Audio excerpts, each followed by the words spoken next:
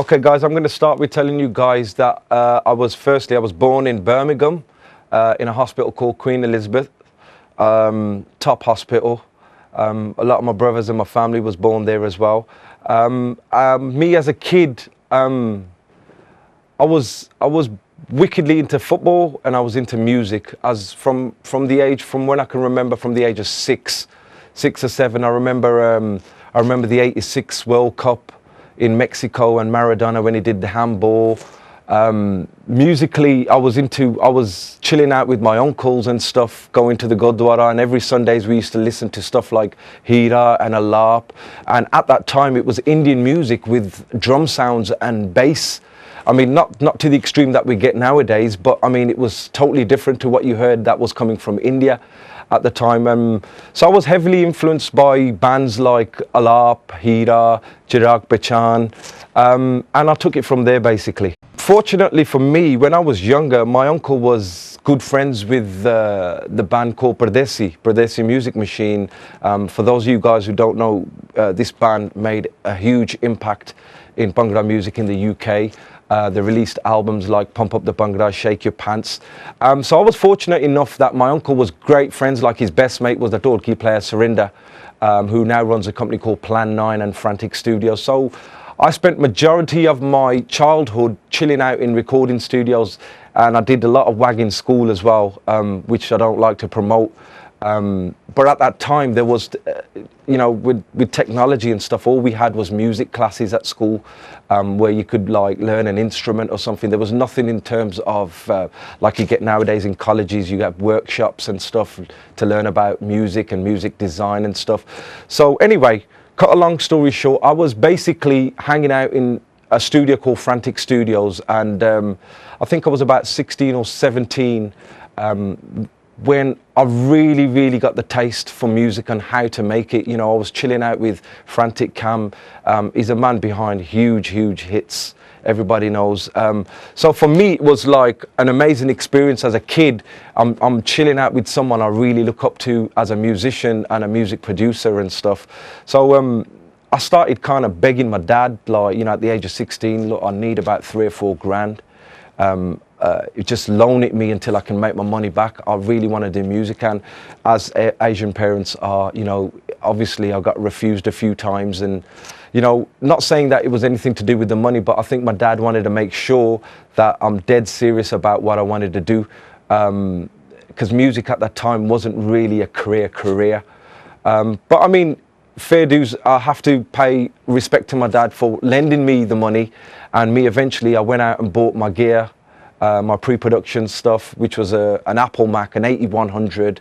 I bought a sound module, JV1080, and I had this little crappy controller keyboard, and I started learning. I think that was in '96, and I had this set up at my house in a spare room, well, in my bedroom. So anytime I got up or before bed, I was on it all the time. Music. I wasn't interested in girls. I wasn't interested in anything else but music. I just ate, slept, music. That's all I did. And while I was trying to get my musical career on the go, when I say career, I was just learning it. Like I says, it was '96 or '95 when my dad actually funded me to go out and get my own equipment. I also had to get myself a job, but I was fortunate enough that I had, I think it was 2 or even 3 jobs at that time I was doing. I was working at the National Indoor Arena, and I was doing like a little security job where it wasn't security where you had to like be thugged out or whatever. It was more like show people to the seats kind of thing, but it was labeled security. And then I used to work at national car parks as well, just taking people's tickets and taking their money and stuff and letting them park up and whatever in the car parks and whatever. So that's a bit about myself. Besides my music, what I had to do in order for me to get my career kick-started and get my dad to take me seriously. So basically, I was grafting with 2 jobs and juggling my music and learning it at the same time. And then eventually, Frantic Cam was nice enough to give me a room in his studio at that age, and for me to progress and learn more, because obviously if I'm in a studio environment, there's going to be way much more I can learn from that environment than being sitting in my bedroom with a Rajai and Gumbel and stuff. So anyway, Cam gave me the opportunity to have a spot in his building, room, a pre-production room. And then obviously, because Cam was busy with work and stuff, he used to have a load of different record companies visiting him because he did a load of work for different companies and stuff. That's how talented the guy was, still is. One of the companies that used to visit regular were a company called Envy, which at that time were running a company called Roma, which was two companies that were merged together kind of thing. Yeah, basically, I didn't even think I was ready to get signed up or anything. But I mean, obviously, Cam had boosted me in such a way to this company and says that, look, I've got something special here or whatever. I don't know what he said. And they just pulled the contract out, basically. And at that time, I think I had another job with British Telecom, and I was getting paid like X amount a month, and it was just a case of like, look, I ain't even ready to do an album, but if you want to sign me, that's not a problem. This is how much I need to get paid a month, because if you want me to do it full time, I have to leave the other job and whatnot and stuff. And I mean, to be honest, in terms of it being hard, I can't really say it was, I struggled in that sense to get a deal. I think it was more or less on a plate for me. And in comparison to today, you know, where there was just a handful of producers and maybe a couple of singers born and bred from England, now there's like loads of us kind of thing. You know, you pick up a stone and there's a producer or a singer sitting there. So, I mean, in terms of struggle, I don't think I struggle like the producers or any new artists coming on the scene nowadays would. I have to mention the fact that being big in England, as you know, like I said, there was only a handful of producers and stuff, but being big in England didn't mean that you was huge globally. I think there was only one artist at that time that had a global name and who was chilling in England and working in and out of England. That's Jazzy B, still is. But there was bands like Suffrey Boys, there's bands like Achanak, you know, that sold like 50, 60,000 units in 1 week, physical sales, but they were like kind of like nobody's not recognized in India and stuff. So in my head, it was like, well, if I'm going to do something, it's got to be on a global tip. And there was people that, you know, I mean, I think the handful of producers, I can mention a few. There was like RDB, there was Srinder Ratan at the time as well, who's still around. And we all had one thing in our head. I think we all wanted to do it on a global level. England was great, you know, we knew we needed to do something in England, and this is our home. This is the home of British Bhangra music. So we knew we had to kickstart something here, and if we could make an impact, it would only happen from the UK. But having those thoughts in mind, you know, that it's got to be global. You know, we believed at that time that we could have taken, taken the UK Bhangra sound much larger than what it was, you know, at that time, which was just UK based. And if you look at UK is titchy compared to the rest of the world. So we started expanding and stuff, you know, started working on targets on, you know, making our music, our UK music global. No doubt. You the book, man. You got everything. Okay, and the first album I released was an album called Def Jam 4.5. Don't ask me why. The name was given by the record company. I was told when I produced that album, I was told, we've got a brilliant name for you. And fair play to Envy, because the Def Jam series was a hot series. You know, Def Jam 1 sold, Def Jam 2 sold, Def Jam 3 sold, and there was a slight bunga between the companies on whatever. I don't know what was going on. So my album was called Def Jam 4.5 because apparently there was one called Def Jam 4. And that was my first release. I had people like the likes of Sabar Koti on there. So I think it was Surinder Shinda. I can't even remember, it was that far back. But anyway, I actually felt when I did that album, it was almost like it was half-hearted. It was, yeah, okay, a company wants to sign me, but I'm not kind of ready, you know, like to do music yet. But if they want to take the risk, they can. And it was a very like kind of almost ignorant attitude towards the whole thing. So and obviously, you know, it's how much you put in and that's what you get out of it. And to be honest, yeah, it gave me a little bit of a name, but it didn't really do the damage that I was expecting. So I straight away followed up with a remix album, and at that time, garage music was real hot.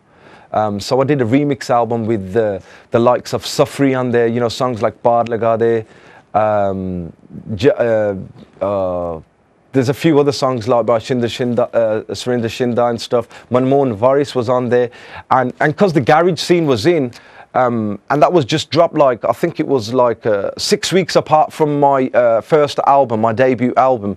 And it kind of made noise for me, and I started getting shows. And at that time, there was loads of gigs as well. You know, this is where I mentioned the struggle for an artist compared to nowadays I mean, there was no struggle if you put it. I mean, if I look at it, there was a struggle, but when I compare it to nowadays, there wasn't, because at that time there was so many shows happening, and even if you got £100 to come on there to promote your track, and it was brilliant. And nowadays it's like, well, promoters are like blatant. You're a new artist. If you want to be on this gig, it can make you famous or whatever, but you ain't getting paid. You know, so that's just a little comparison of you know, the struggle and stuff.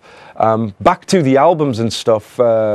Yeah, Pure Garage. It was called Sue My Ass. Don't ask me why. Like I said, I used to be kind of like mad in them days. Used to come up with mad ideas. Just wanted to be different and out of the box. So I called it Sue My Ass, which was kind of funny as well, because my old man couldn't pronounce the name or anything. But anyway, that was a remix album, and it did pretty good for me, because I started getting shows, and because I started getting shows, I could go out there and start promoting my music and stuff. And then I started to work alongside. There used to be a boy band called DIP. I started working alongside them as well, going to their melles with them. So I have to show them props, you know, because when I started, it was them boys that took me on stage first, you know, on real big stages like Melle and stuff, introduced me on, and you know, backed me up while I did my performance and whatever. And then as a favour, I was doing a track called Gwandi on the Dole for them, for their album.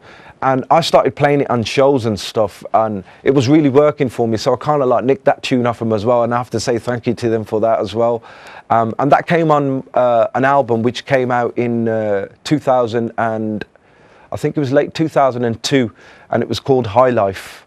It had the likes of Salinder Pardesi on there, Deepa Dosanjh from Satrang. He had few things. I mean, I used to use samples and stuff in them days. I used to pick up a Dre sample and trying to fuse it the best I can with Indian music and trying to create something new. And that made a lot of noise for me as well. And then I was just doing the touring scene really around UK and stuff. At the same time, I was great mates with Bali Jagpal and Bhuta Jagpal from B21. So they were kind enough to let me roll with them as well. So I was like rolling with B21, DIP, and these are people with experience. So kind of like you can almost understand, like, you know, all the experiences were rubbing off on me, and how they performed on stage and how they picked a song and whatever, and how even Bhuta produced his music to start off with. Because remember, I had the influences from Cam, I had the influences from Bhuta Jagpal, Bali Jagpal. And I was rolling with them, and Bhuta used to take me on gigs to America and stuff with him, even though I didn't have a name, and B21 were absolutely huge globally at that time. And it kind of like made me set my targets as well. Like, yeah, I would like to be like B21 one day, and, you know, tour the world and get respected for my music and whatnot, you know, so I have to give them props as well. So after the album High Life came the big game changer, I can say, for myself, and that was the Kangana album, which was called Under the Influence. And at that time I had met a load of new singers. Like I was coming across new singers all the time. I was looking for that Desi feel, because I had toured America with B21 and stuff, and I kind of like knew what the public wanted and stuff. So I mean, at the same time it was a guessing game. And then I met a handsome fella called Lembert Hussainpuri and Master Rakesh, and I started recording with these guys, and they had some great songs, and they were, I mean, amazing talent, both of them. amazing talent. You know, when it comes to singing and stuff, there's not a lot of people that could come close to Lembad Hussain Puri. There's not a lot of people that can come close to Master Rakesh. Master Rakesh was a shigird, a little pupil of Sardul Sikandar.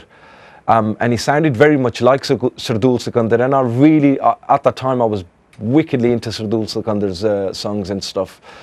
So it kind of made sense. And he had a song called Kangana, which I loved from the first time he sang it on the Vajja and stuff. I thought, wicked, I'm having this tune, even though he charged me a packet for it, and he was laughing, thinking that he robbed me or whatever. But you know, obviously, I had the last laugh. And then Lembad, obviously, he had a lot of tunes. Lembad came to England.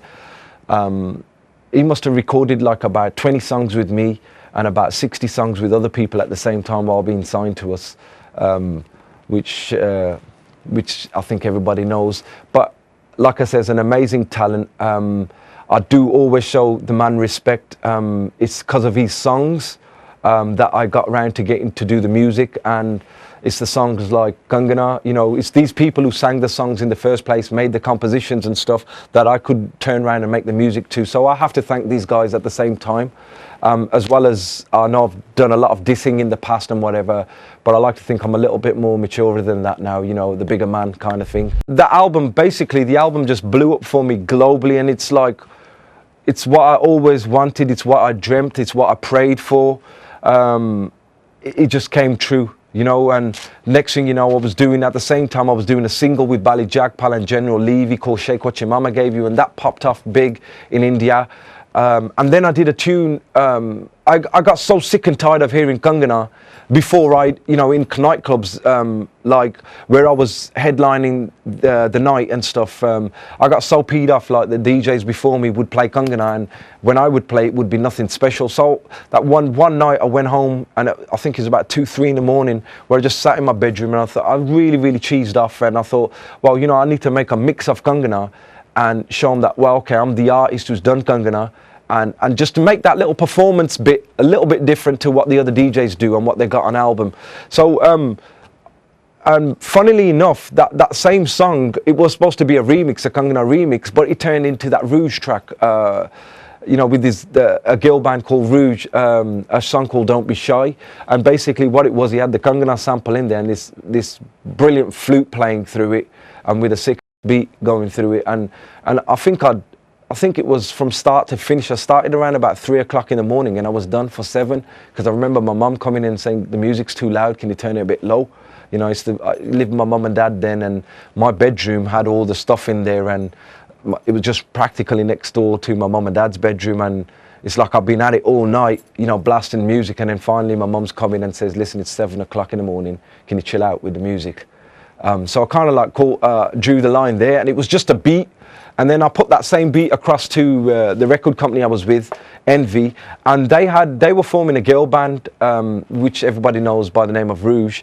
And then the girls went ahead, and I think it was Lagar, Joseph, who wrote the song, and they just went ahead and put the record out. And I mean, tell you the truth, everything was happening so fast. I was still creaming it off. Kangana and Rouge was on the scene. Shake What Your Mama Gave You was on the scene, and all of a sudden I'm getting phone calls from India, and I'm in India more than I'm in London, kind of thing. So it all kind of popped off from there. After Under the Influence, the Kangana album, Lembad had a huge response on that album. Not so much, Rakesh had a response as well, but the kind of tunes he had following up, I didn't feel as though I could do anything with them, so I kind of backed away from Rakesh, and I concentrated more on Lembad, because Lembad's songs were popping off. Aani Kudiye, Daru Pee Ke Mele Vich, Ten Cheejain Maar Giyan. They were all popping off in a big way globally.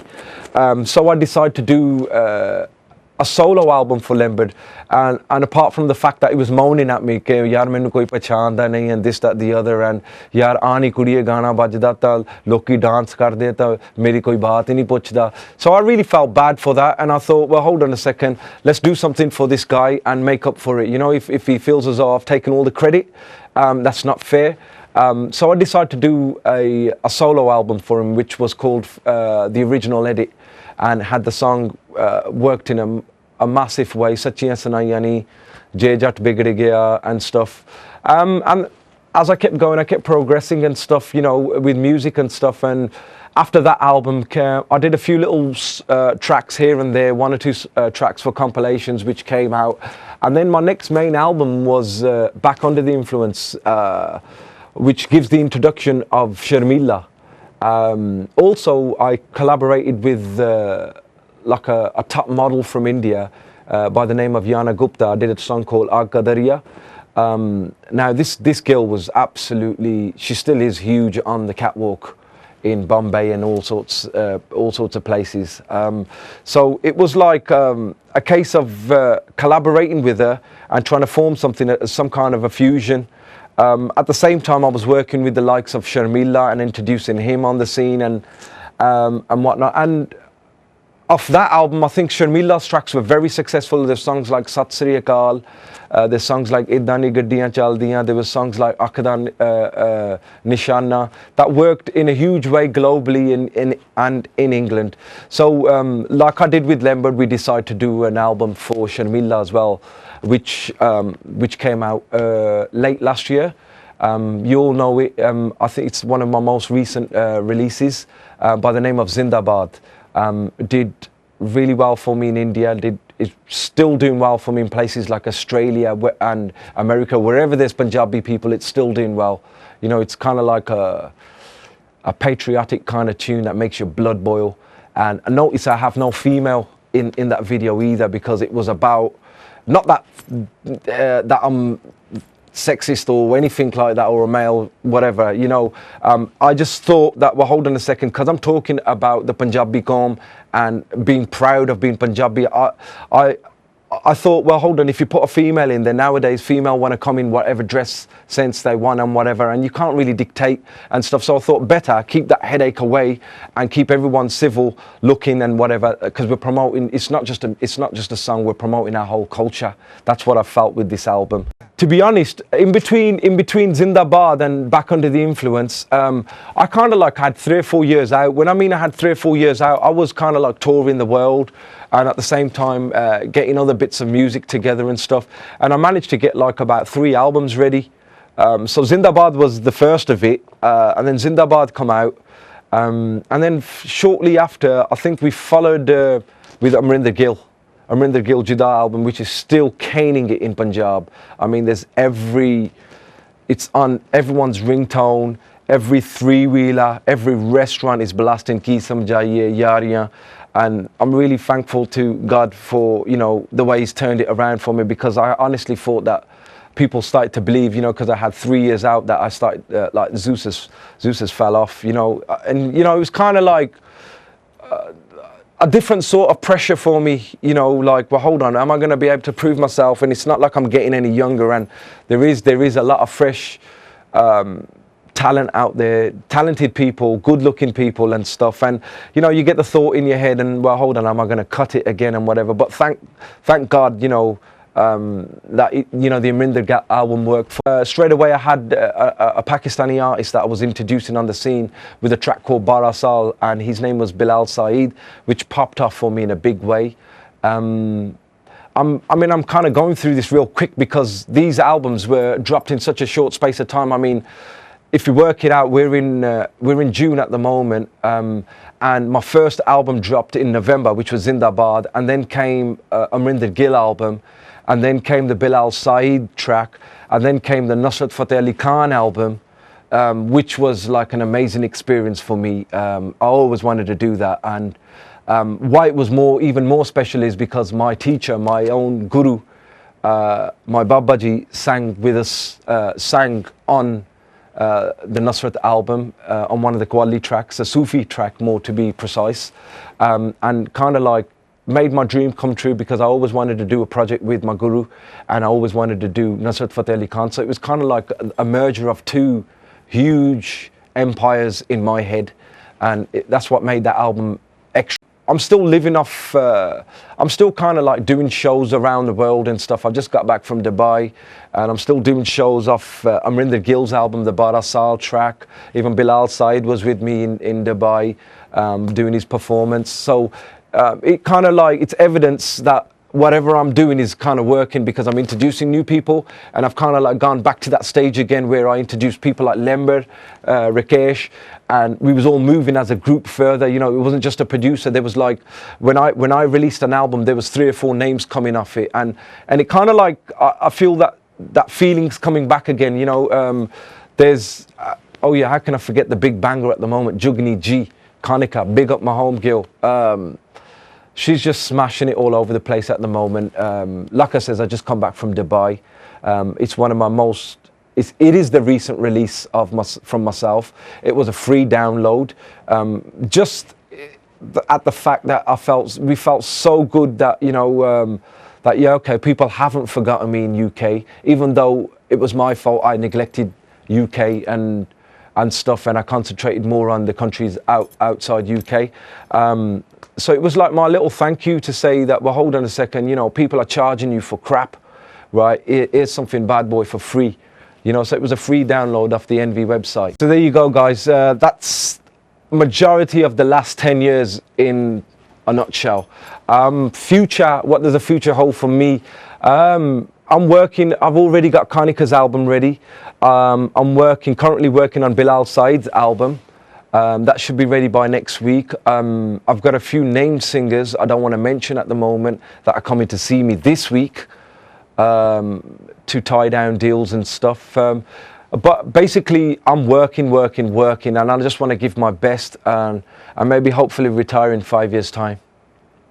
Okay, guys, I just want to take this opportunity to thank you guys for sharing this my musical journey with me over the last 10 years. I keep supporting, and I promise you I won't let you down. Peace.